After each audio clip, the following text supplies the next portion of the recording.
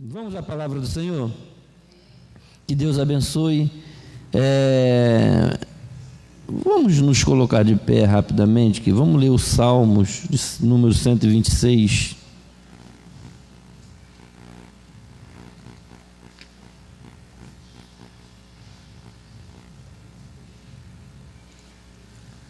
Salmo 126, vamos ler apenas 3 versículos. Vamos ler, vamos orar.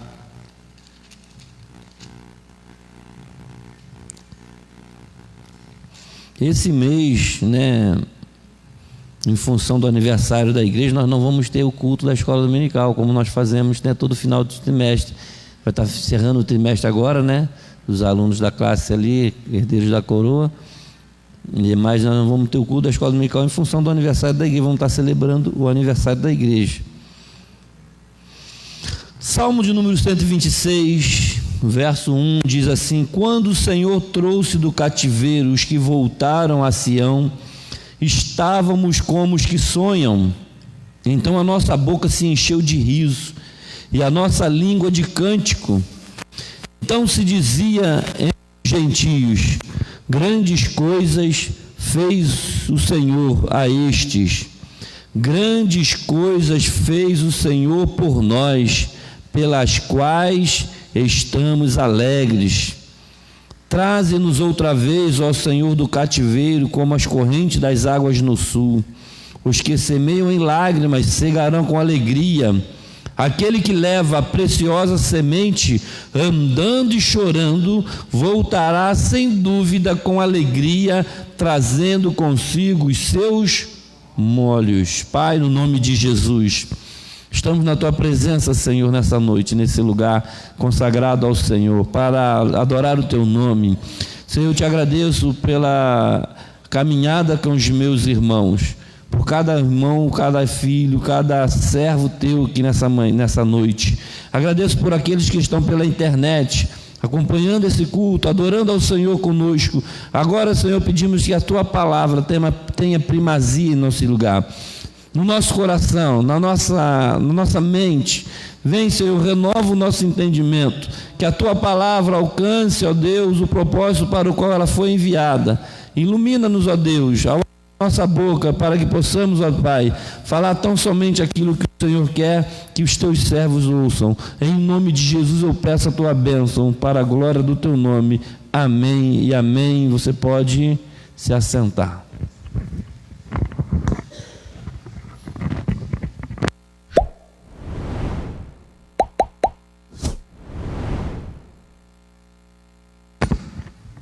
Aleluia.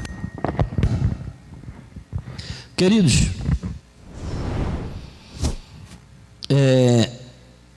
uma pergunta, o tema dessa mensagem é: qual tem sido a sua motivação em servir a Deus?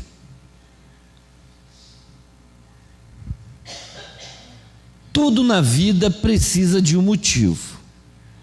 O motivo, a razão pela qual você faz alguma coisa. Sempre alguém vai perguntar, por que você fez isso?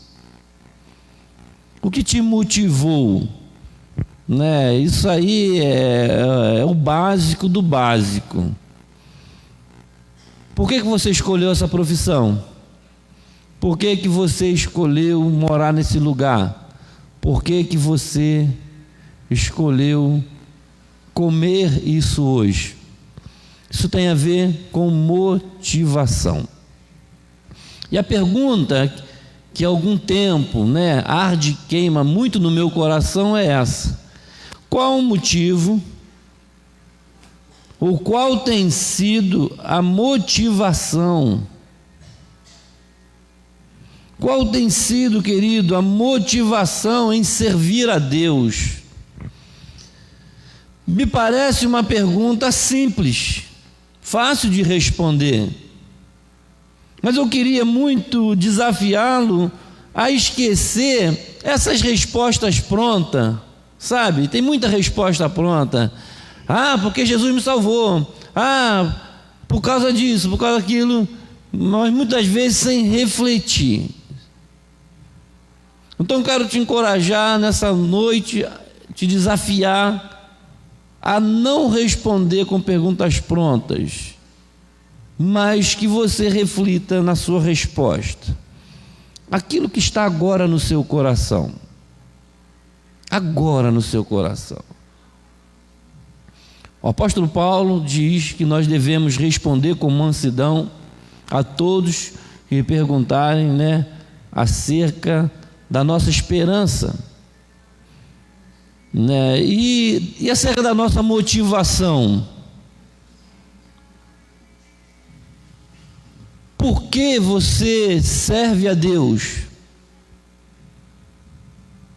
Você teria uma resposta que te convença a si mesmo. Não é muito fácil, É diferente. Porque, queridos, obrigado.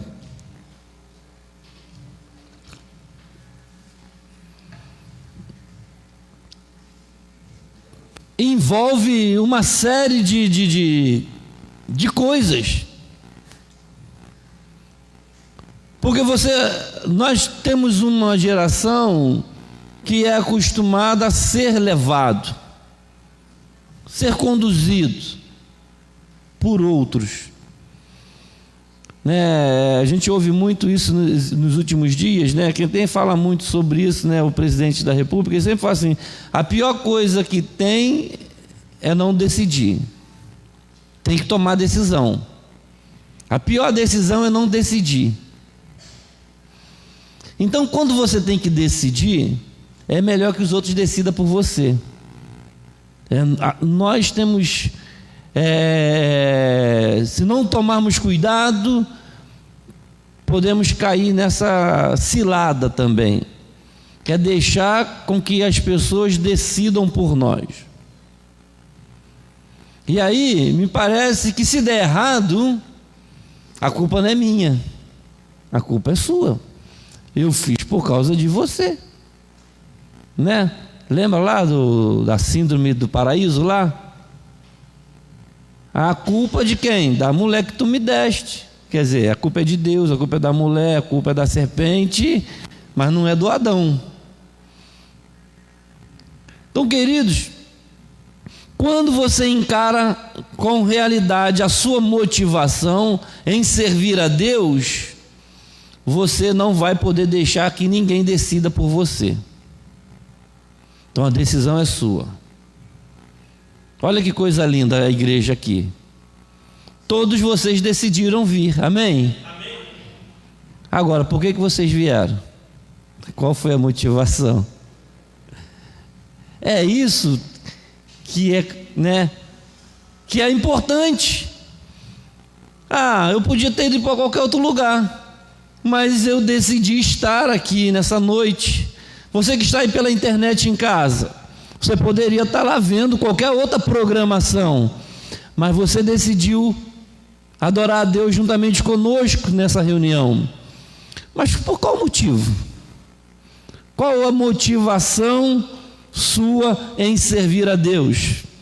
Agora, queridos, o texto que nós lemos, o que isso tem a ver com esse tema? Israel está saindo do cativeiro babilônico. Eles estão voltando para sua terra. Foram 70 anos. O cativeiro na Babilônia foram 70 anos. Vocês lembram das histórias de Daniel, fornalha, cova do leão? Aquelas coisas aconteceram lá no cativeiro. Nabucodonosor, o sonho de Nabucodonosor, e sabe, as revelações de Daniel, o manjar, não vamos nos contaminar com o manjar da mesa do rei lá. Toda essa história aconteceu, não foi rápido, foram 70 anos. Deus mandou Israel para o cativeiro. Lá, Israel, Jerusalém, o cativeiro da tribo do sul. Ali eles pecaram, ali eles se desviaram da presença de Deus, e Deus envia eles para o cativeiro. Nabucodonosor leva 70 anos. 70 anos. E agora, queridos, o Senhor tira eles do cativeiro. Graças a Deus. Os que voltaram estavam como quem sonha. Tu imagina, querido, né, o homem preso. A gente vê algumas histórias aí. O camarada passou 20 anos na cadeia, 30 anos na cadeia. Daqui a pouco ele vê as portas da cadeia se abrem. Aquela pessoa sai de lá, sabe, como ele sonhou. Imagina quantos sonhos, quantas noites, quantos pesadelos, né? Pensando nos filhos, pensando nos amigos, nos parentes, uma vida inteira, sabe, preso, encarcerado. Eles estavam, sai de lá, sabe, assim, imagina, a gente não consegue nem imaginar a sensação. Israel tinha passado 70 anos no cativeiro. Muitos daqueles, queridos, entraram jovens lá, já estavam velhinhos, entraram crianças, adolescentes. Muitos nasceram lá no cativeiro, não sabia o que era ser livre. Uma vida inteira de escravidão. Eles estavam sonhando, andando nas nuvens. Meu Deus do céu, a gente é livre, a gente está voltando para casa. Olha, os que voltaram estavam como os que sonham. Eles estavam vivendo, querido, algo que nunca tinham experimentado na vida. Eles estavam vivendo, querido, um momento de muita alegria. O texto deixa isso claro, olha, a nossa boca se encheu de riso. Imagina aquela gente voltando, andando, caraca, vamos voltar para nossa rua, nosso bairro. Tu está vendo o que está acontecendo hoje lá na Ucrânia? Você viu o que aconteceu na Síria alguns anos atrás? Quanto o Brasil está cheio de gente, né? É imigrante que fala, né? Porque eles não podem viver na terra deles, por causa da opressão, por causa da guerra. E agora tu imagina você poder voltar para o seu bairro. Eu morei 14 anos em São Paulo. Não estava lá escravo, estava lá, né, porque Deus me levou para lá, passar um tempo lá, num processo. Mas a minha mente, o meu coração estava aqui enquemado. Eles não entendiam por quê. Gente, quando você tem raiz num lugar e que você vai viver em outro lugar, não importa onde é. Os seus amigos de infância, a sua rua, a sua casa, a sua história está ali. E quando você volta naquele lugar, só quem sai e experimenta isso, que você conversa com pessoas que saíram do Brasil, que foram morar no exterior. E por que esse cara voltou para morar no Brasil, voltou para o Rio de Janeiro? Tu fala assim, por quê? É algo que é muito forte. E só quem vive isso para sentir isso. Então eles estavam assim. A boca, né? É sorriso que fala, 15 para as 3. Risos. A língua cantando. Eles vinham pela rua cantando, adorando a Deus. Grandes coisas fez o Senhor por nós. Eles estavam vibrando. E as pessoas, né, porque eles iam caminhando, eles iam voltando para Jerusalém, e as pessoas das cidades viam eles passar e falavam, olha, grandes coisas fez o Senhor a estes aí. A estes aí. Querido, o que a gente pode extrair desse contexto, desta cena, desse momento histórico do povo de Israel? Pelo menos 3 lições para nós hoje como igreja, pelas quais a nossa real motivação para servir a Deus.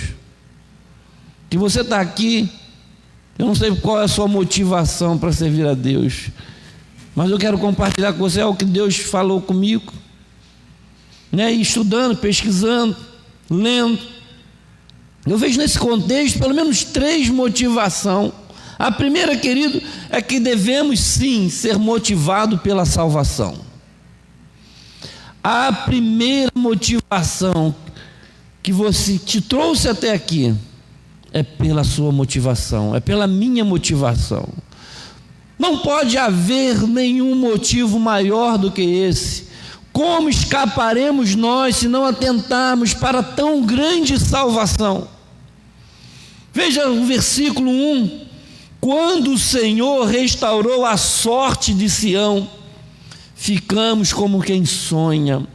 Foi o Senhor, querido, que restaurou a sorte de Sião. Foi o Senhor quem tirou eles do cativeiro. Eles reconheceram isso. Eles estavam felizes, alegres. Em primeiro lugar, querido, eles estavam felizes porque eles falaram: o que Deus fez por mim, o que o Senhor fez, Ele restaurou, Ele trouxe, querido, a restauração, trouxe do cativeiro. Sabe, olha para a sua vida. Se o Senhor não tivesse te restaurado, se o Senhor não tivesse te salvado, foi o Senhor, querido, foi Ele e não nós. Sabe, hoje, querido, a gente nota muita gente na igreja, isso deve nos preocupar, que tem muita gente procurando um Deus que o sirva,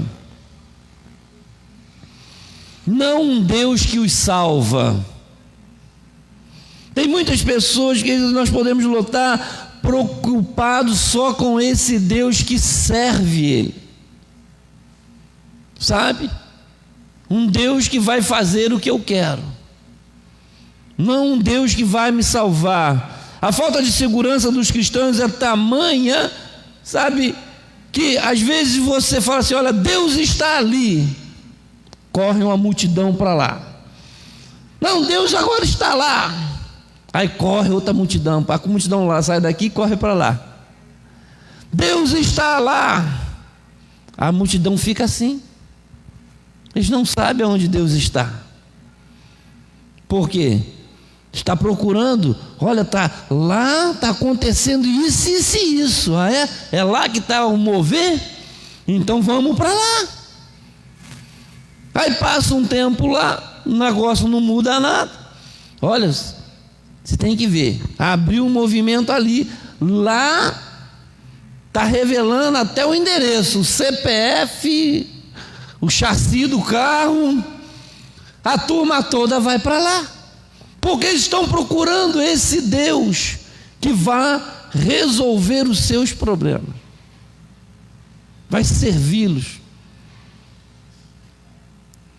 O receptor do culto é Deus, né? Que é a divindade. Olha, nós estamos numa reunião, querido, aqui, que nós não viemos aqui para que Deus nos dê nada.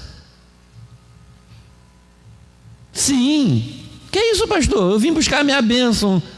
Então você veio no lugar errado. Parece que é contraditório, né? Mas cuidado. Você deveria ter vindo adorar a Deus, porque Ele já te deu todas as bênçãos espirituais em Cristo Jesus. Você já recebeu do céu toda a promessa que você precisa para viver uma vida santa, uma vida digna, uma vida decente. Tudo que você precisa é acreditar que Deus já te deu. Ele já te deu tudo que você precisa. Pastor, mas por que tem algumas coisas que ainda não estão dando certo? Calma, Deus está no controle. Mas o que você precisa, Ele já te deu. Todas as bênçãos espirituais. Então, o culto não é para mim, o culto não é para você, mas nós vivemos uma geração que está procurando o melhor ambiente, que está procurando a melhor pregação, que está procurando o melhor pastor, que está procurando o sinal.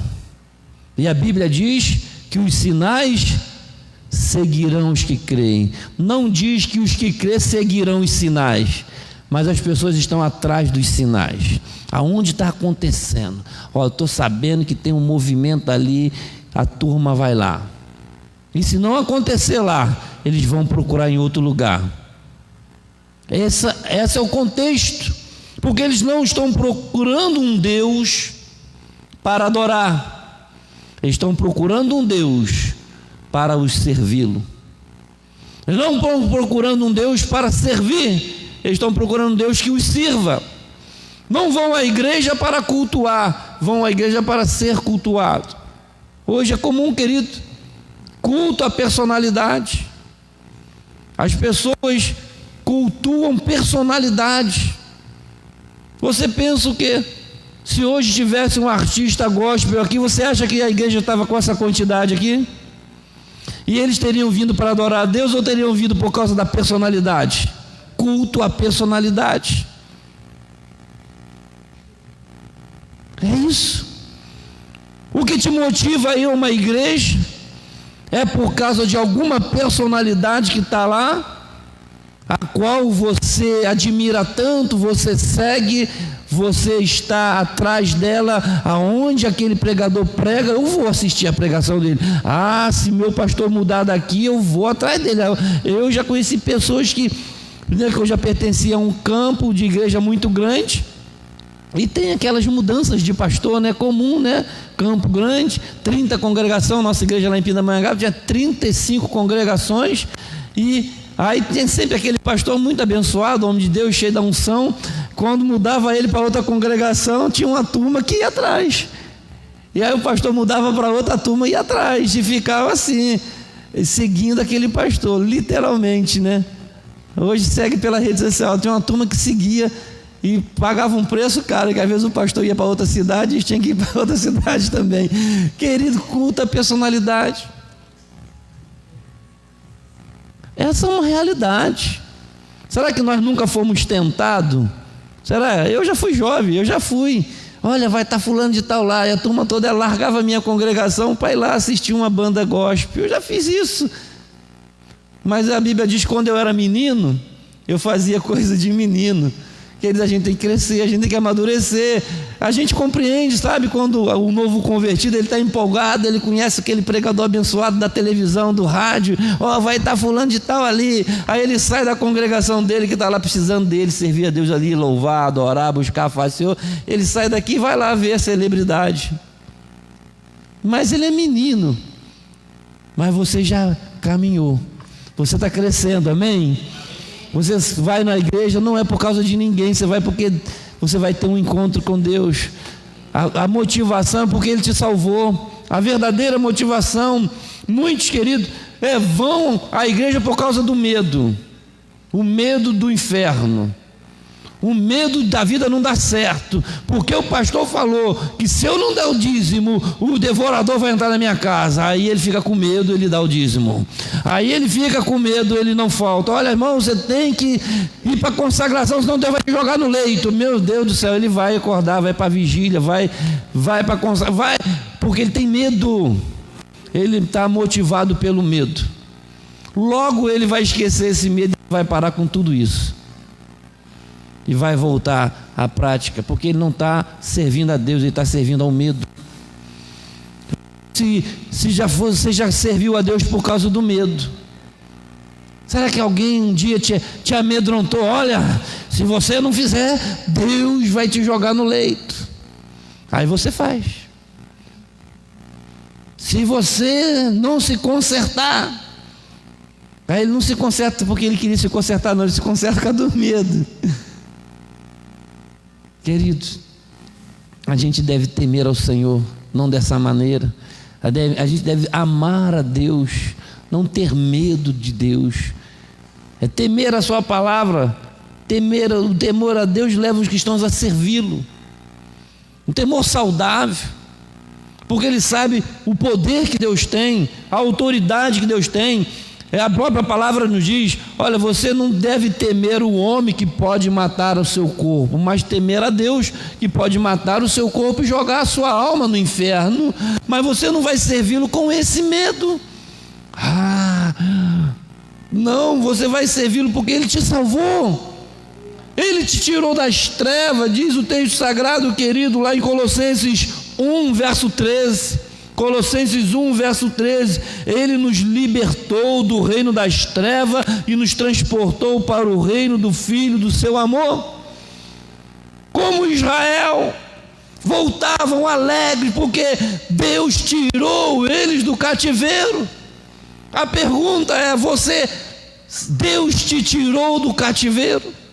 Nós estávamos nas trevas, querido. Olha, nos tirou da potestade das trevas. Nós servíamos o pecado, nós servíamos o diabo, nós servíamos a carne. A Bíblia diz que nós somos servos daquele a quem nós obedecemos, a carne para a morte ou o espírito para a vida.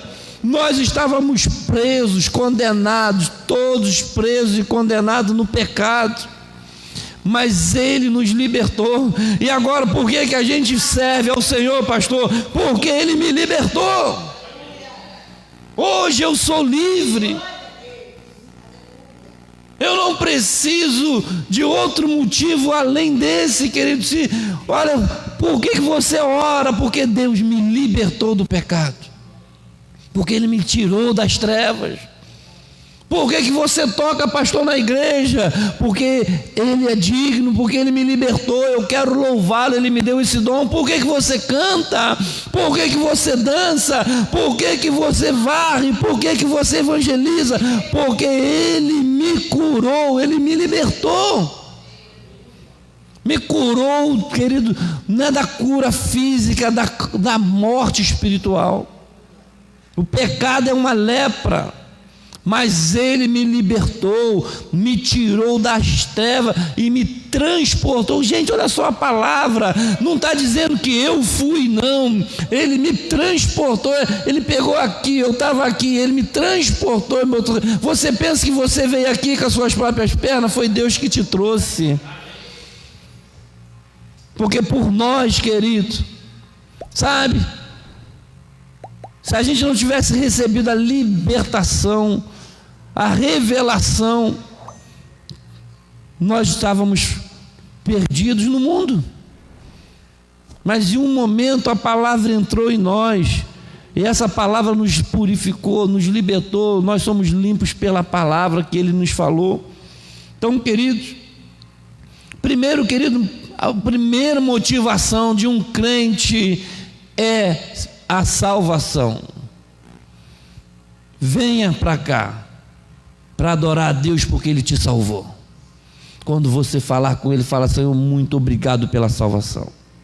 Eu vim aqui te agradecer pela salvação. Eu quero te adorar pela minha salvação.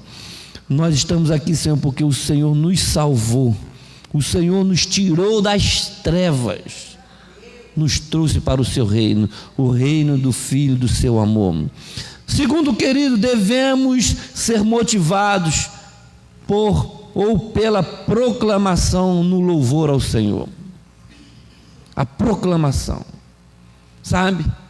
Uma vez que eu entendo a salvação, eu tenho que proclamá-la. Eu preciso proclamá-la. Hoje, na linguagem de hoje, é o compartilhar, sabe? E não tem como a gente não falar sobre isso, porque é o momento. A gente proclama tudo.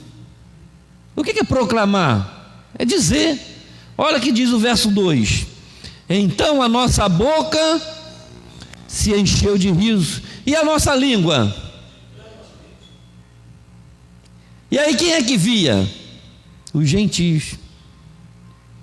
As pessoas que estavam ao redor daqueles judeus que iam proclamando, que iam cantando, que iam com as suas bocas rindo até as orelhas, cantando com a língua, com a boca, dizia eles: grandes coisas fez o Senhor por nós. E os gentios, as pessoas olhavam e falavam: de fato, o que Deus fez na vida dele foi muito forte. O que Deus fez na vida desse homem foi muito forte. O que Deus fez na vida dessa mulher foi algo tremendo. Somente Deus pode fazer isso. Mas por que eles falavam? Porque eles ouviam eles proclamando. Uma das motivações que você servir a Deus deve ser: você tem que proclamar o que Deus fez na sua vida. Você tem que dizer: eu sirvo a Deus porque Ele me mudou, porque Ele me libertou. É o seu testemunho. Vocês vão ter poder para serem as minhas testemunhas. Eu vou dar poder para vocês. Atos 1, verso 8. Aqui fica muito clara a questão da proclamação, querido. Nesse texto nós notamos que os vizinhos souberam, as pessoas souberam o que Deus estava fazendo na vida daquela gente. Então vamos dizer para as pessoas, vamos dizer para a nossa família, vamos dizer para os nossos amigos da escola, vamos dizer: olha, Jesus me libertou. Vamos publicar lá no nosso Facebook, lá no nosso WhatsApp, vamos proclamar o que Deus está fazendo na nossa vida. Essa deve ser uma motivação constante na nossa vida. Ou Ele não fez nada por você? Porque a gente faz isso, querido. Nós fazemos isso por coisas que não fazem sentido.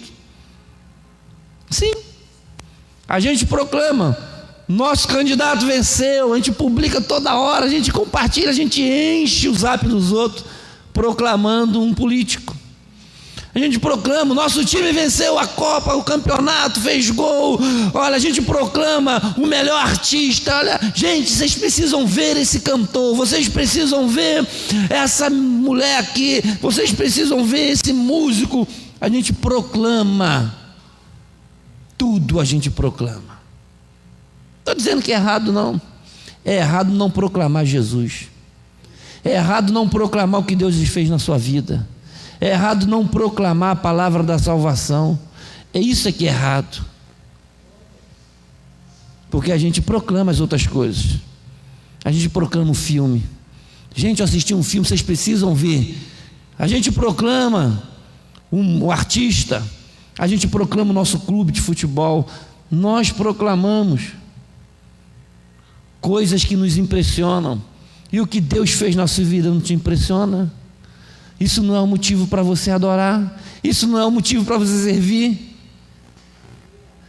Veja que eles estavam dizendo isso.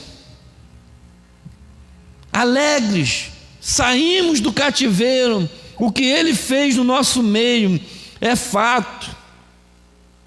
Fato. Proclame o que de fato Deus fez por você. Proclame o que de fato Deus fez por você. Não foi o pastor.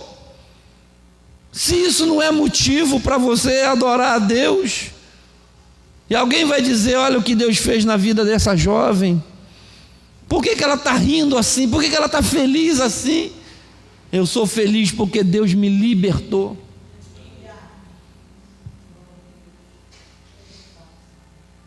Sabe, querido, mesmo no exílio, o povo de Israel tinha um conhecimento mais profundo de Deus. Eles estavam ali porque eles conheciam a história dos pais deles.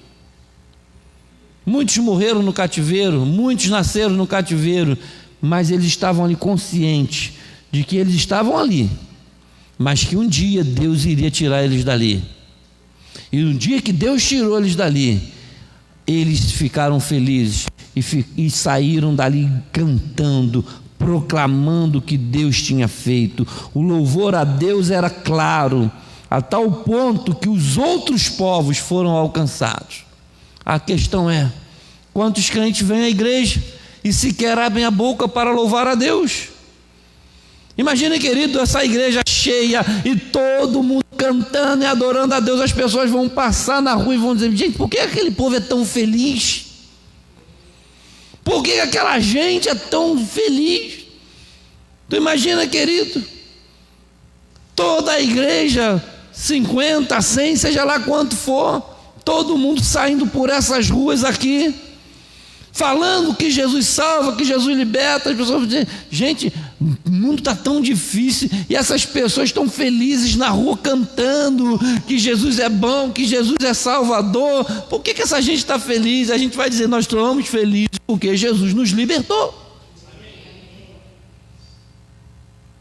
Por que você vai, pastor, adorar? Por que você vai pregar? Por que você vai evangelizar? Porque Ele me libertou. O mundo precisa saber que Ele liberta. Por que você vem aqui na igreja? Porque as pessoas precisam saber que eu vou lá porque alguém me libertou. Eu não vou lá, sabe, porque eu quero me apresentar.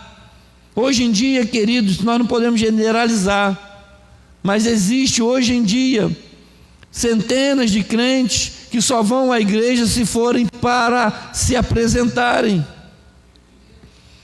Se não tiverem oportunidade, elas não vão.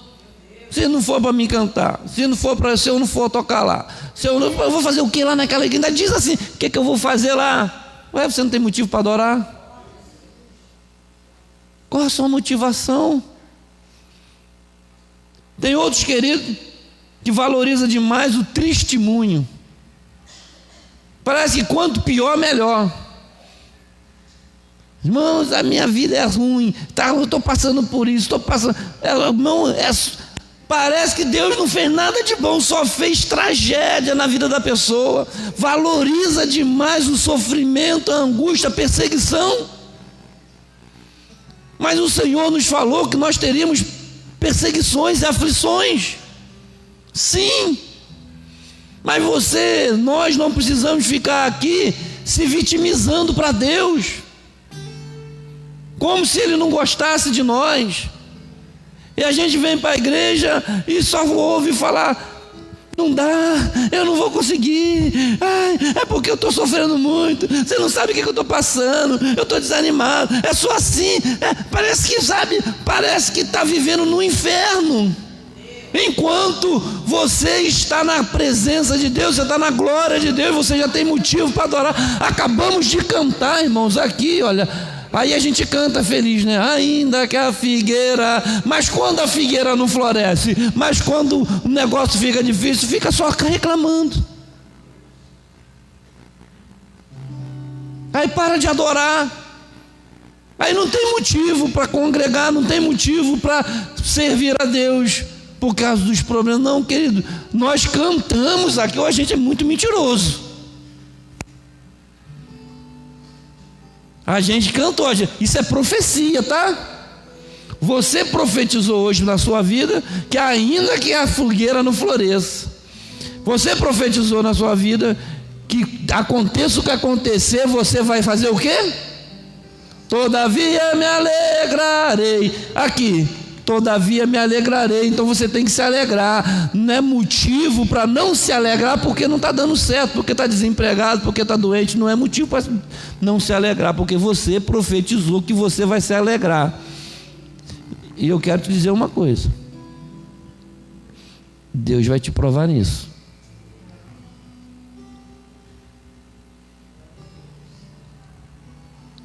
Deus vai permitir na vida de todos nós. Então prepara a sua casa na rocha, porque o vento vai soprar, porque a tempestade vai vir, e você vai ter que se alegrar, porque você falou com a sua boca que você vai se alegrar, ainda que a figueira não floresça. Eu não posso mentir para você, porque o próximo Senhor falou que nós teríamos aflição, mas tem de bom ânimo. Então, querido, uns passam, sabe, uma profunda tristeza de ser crente. Parece que a pior coisa no mundo é ser crente.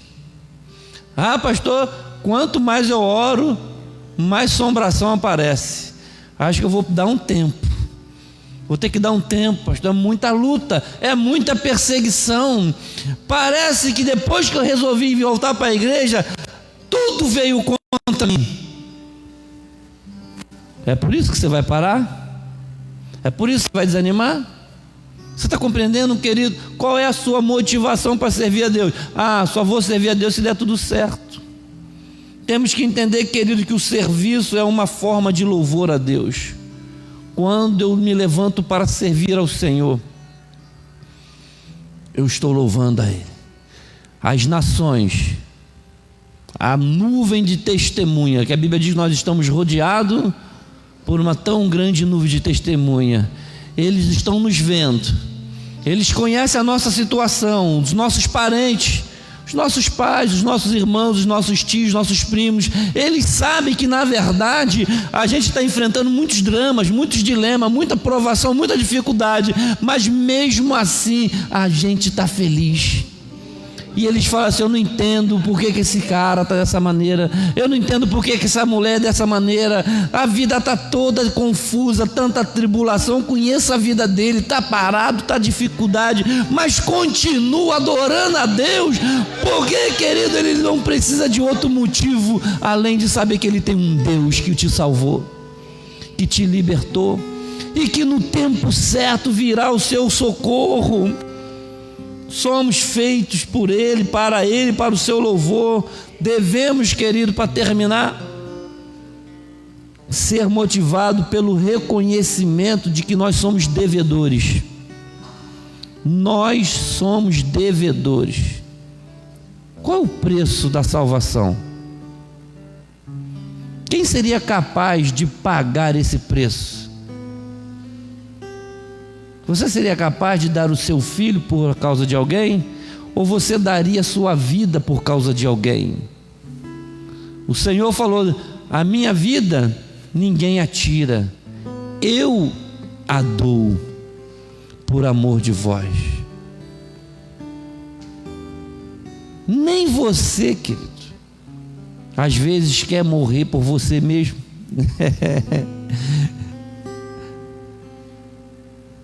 Você sabe como que isso acontece? Olha, se você não fizer, eu vou te matar. O que você faz? Faz. É assim o estupro. É assim um monte de coisa que a pessoa te obriga a fazer o que você não quer. Porque você não quer nem morrer nem por você, nem pela sua honra você quer morrer. Não, e isso, se o cara falar que eu tenho que fazer isso, eu não faço. Aí o cara bota a arma na sua cabeça: ó, faça isso aqui em mim. O cara faz, a mulher faz. Na maioria das vezes, nem pela sua própria honra você é capaz de morrer. Mas Jesus morreu por você sem você merecer, morreu por mim sem eu merecer.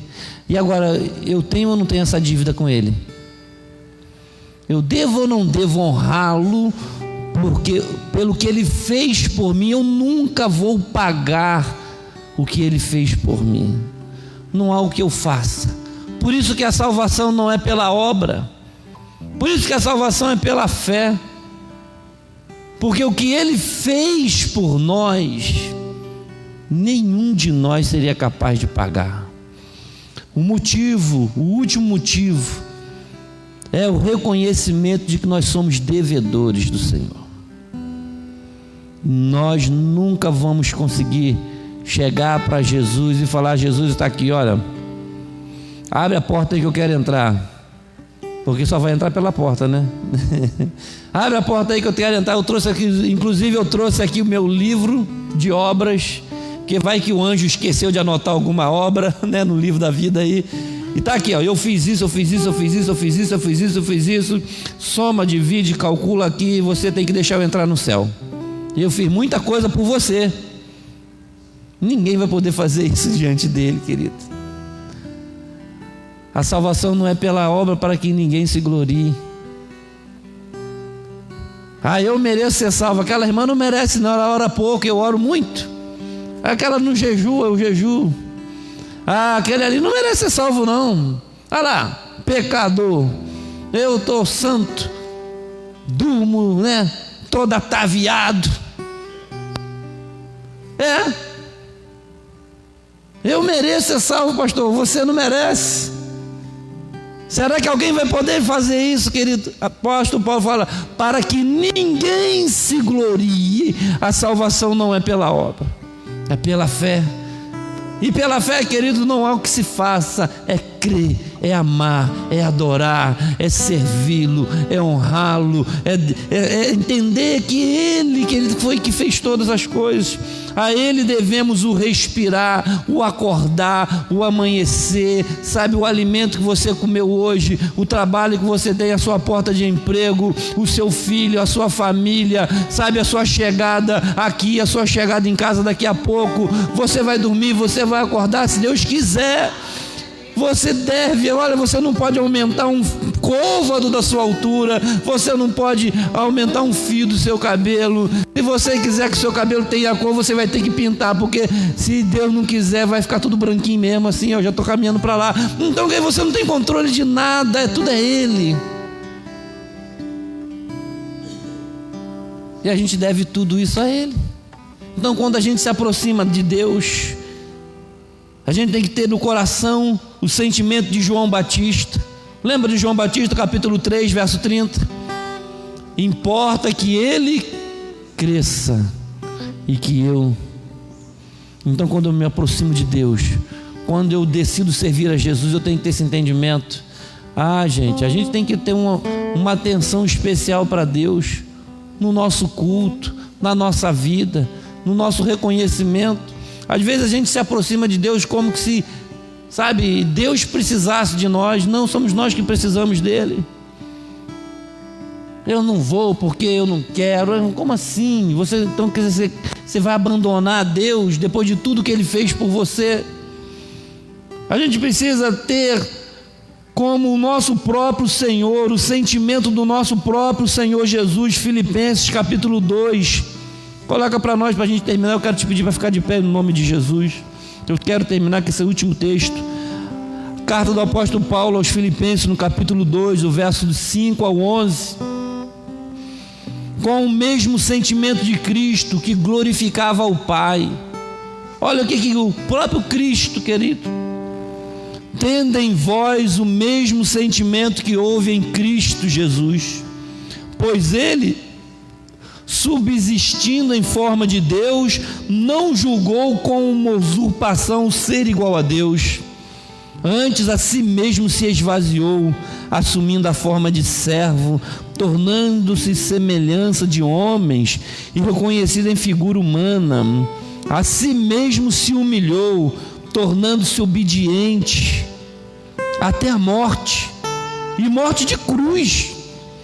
Pelo que também Deus o exaltou sobremaneira, Ele deu um nome que está acima de todo nome, para que ao nome de Jesus se dobre todo joelho, nos céus e na terra e debaixo da terra, e toda língua confesse que Jesus Cristo é Senhor, para a glória de Deus Pai. Querido, temos que ser semelhante a Jesus, nos humilharmos. Isso é intencional, não é por acaso, não. A gente se humilha de forma intencional, porque senão o nosso ego fala mais alto. A gente fala assim: não, eu quero ser humilde como o meu Senhor, que embora sendo Deus, veio e serviu e se humilhou, e agora Ele é digno de louvor. Então, querido, eu quero orar com você nesse momento. Não devemos trabalhar para Deus para obtermos nada de Deus, isso ou aquilo. Devemos trabalhar para o Senhor por causa da salvação que Ele já nos deu. E essa deve ser a nossa mensagem. Você que prega, você que ensina, você que discipula, encoraja as pessoas a adorar a Deus pelo que Ele é, pelo que Ele já fez. Não porque Ele te deu ou deixou de te dar alguma coisa, mas porque Ele merece toda a honra, toda a glória. Diante dEle, ao nome de Jesus, se dobre todo o joelho. Então quero que você feche os seus olhos nesse momento, incline a sua cabeça em reverência a esse Deus. Abaixe, Abaixe a sua cabeça, porque Ele está nessa reunião, e começa a dizer para Ele como você o ama, e se algum dia você não tinha entendido, estava indo para a igreja só procurando alguma coisa, e porque você não achou essa coisa ou aquela outra coisa, não conseguiu isso ou aquilo, você deixou de adorá-lo. Peça perdão para Ele agora. Nos últimos dias nós vimos na Ucrânia o país sendo devastado, e um dia eu recebi um vídeo de um culto, muitas pessoas no culto, as bombas caindo do lado de fora, a cidade cheia de corpos espalhados pela cidade, e dentro daquela igreja tinha um grupo de crentes adorando a Deus, louvando a Deus. Não é porque estava dando tudo certo, embora o país estava sendo devastado, como ainda está sendo devastado, ainda tem remanescente fiel naquela terra. E se você é daquele, querido, que ainda não entendeu isso, se você talvez é daquele que se aborrece porque não dormiu bem, lembre-se que tem famílias sem teto, que estão jogadas pela rua, dormindo nas calçadas. Se você se desespera ao ficar preso no trânsito, lembre que tem gente que nem carro tem para dirigir. Se você tem dias amargos em seu trabalho, as coisas não dão certo, lembre-se que tem muita gente desempregada que queria ter um trabalho, e você está reclamando do seu patrão, você está reclamando do seu trabalho, do seu negócio.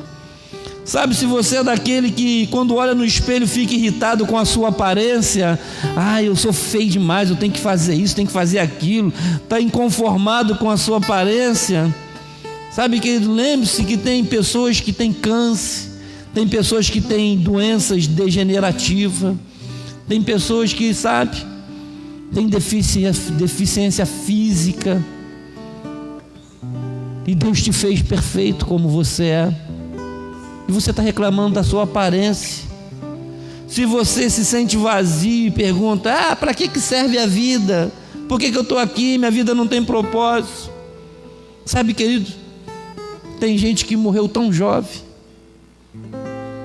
tem gente que morreu ainda lá no berçário, não teve nem oportunidade de viver, e você está vivo, está reclamando da vida, sabe? Se você se sente vítima de ignorância, da amargura de alguém, da mediocridade de algumas pessoas inseguras que magoam as outras pessoas por nada, lembre-se que ainda não existe nem a cura da AIDS, essas pessoas ainda não foram curadas. Então você não precisa abandonar Jesus porque alguém te feriu, porque alguém te magoou. Deus ainda pode curá-lo. Lembre-se disso, querido. Se você reclama da sua igreja, dos irmãos que toda hora incomodam você, da sua convivência diária, talvez lá do seu grupo familiar, eu não posso faltar uma reunião que os irmãos ficam me procurando, não aguento mais, está reclamando. Lembre-se que tem gente que não tem um amigo, e você está rejeitando 2, 3, 4, 5 que está preocupado com você. Lembre-se que tem gente falando, poxa, ninguém gosta de mim, ninguém me liga, e tem alguém ligando para você e você reclamando. Lembre-se, querido, que você pode estar reclamando de pessoas que querem te fazer bem, porque é a igreja do Senhor. Então, querido, você tem bastante motivo para adorar a Deus, e eu quero que você ore comigo agora, em nome de Jesus. Porque se você veio até aqui e ainda não adorou, se você está em casa e ainda não adorou, nesses momentos finais, você pode adorar a Deus em espírito e em verdade. Aleluia. E nós vamos orar e vamos terminar, mas eu quero te dar um tempo para você falar com Deus.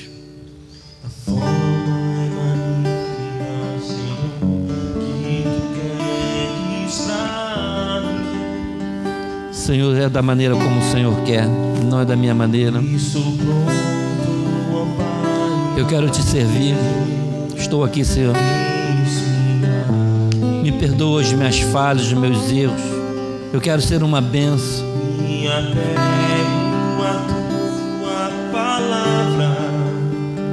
para fazer a tua vontade, morrer para o mundo. Eu quero viver para o Senhor, viver para ti. Aleluia. Da forma e maneira, Senhor, que tu queres para mim. Fale com Deus, querido, adore ao Senhor, diga: Senhor, eu estou aqui, eu quero te servir de espírito em verdade. Estou pronto, ó Pai, a dizer: eis-me aqui. Me apego à tua palavra para fazer a tua vontade, Morrer para o mundo, morrer para o mundo, viver para ti, Jesus. viver para ti. Vamos adorar. Diga: eu quero ser trigo na seara. Quero ser trigo na seara, quero servir a tua casa. Me toma, Senhor,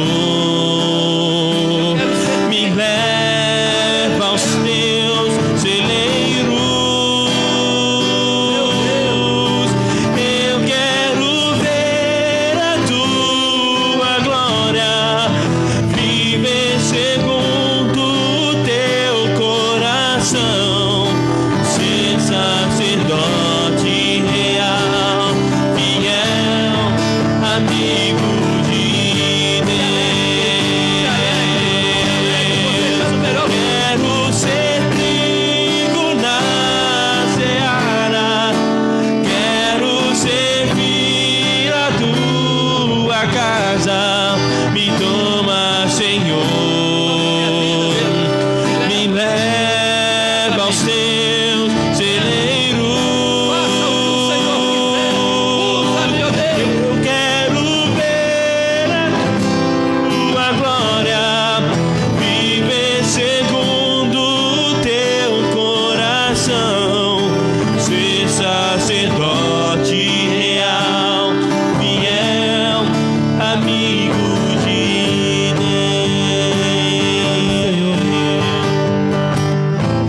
Deus. Senhor, obrigado, Pai.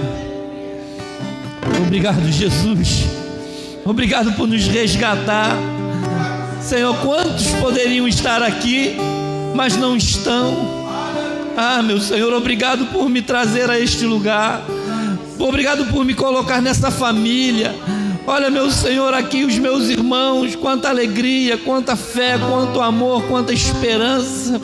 O Senhor nos tirou das drogas. Quantos estão lá, ó Pai querido, na Cracolândia? Quantos estão, Senhor, lá nos prostíbulos? Quantos nas ruas? Quantos, Senhor, largados, passando frio, passando fome, Deus? Mas o Senhor nos poupou de tudo isso. O que nós fizemos por merecer, Senhor? Não foi nada. Foi somente o seu amor e nos alcançou. Por isso eu te agradeço pela casa, te agradeço pela família, te agradeço pela minha esposa, pelos meus filhos, te agradeço pela igreja, pela vida desses irmãos tão preciosos que estão aqui do meu lado, orando constantemente, adorando o Senhor constantemente. Obrigado por esses 5 anos que o Senhor deu a essa igreja, por esse ambiente, esse espaço de glória, por essa casa, pelas vidas que foram salvas. Obrigado, Senhor, por todas as conquistas, por todas as realizações. Obrigado por esse irmão que está pela internet. Obrigado, Jesus, obrigado. Eu te adoro, Senhor, eu te adoro. Eu te peço perdão por todas as vezes que eu negligenciei cada gesto seu, cada atitude sua, Deus, cada pensamento, cada plano que o Senhor fez para a minha vida, cada plano que o Senhor fez para essa igreja, cada plano, o Senhor nos colocou nesse plano. Eu quero ser usado pelo Senhor nesse lugar. Eu quero ser usado, quero que a minha boca proclame os seus grandes feitos. Eu quero que as pessoas, ao entrarem aqui, Senhor, saiba que o Senhor está fazendo uma grande obra nesse lugar através de nós. pela salvação, pelo amor que o Senhor tem por nós. Obrigado, Jesus, por tudo. Obrigado por tudo, ó Pai, no nome de Jesus. Você pode aplaudir ao Senhor Jesus, querido. Aplaude bem forte, porque Ele é digno. Ele é digno de receber toda adoração nesse lugar. Aleluia, Deus. Que o grande amor de Deus, o nosso Pai,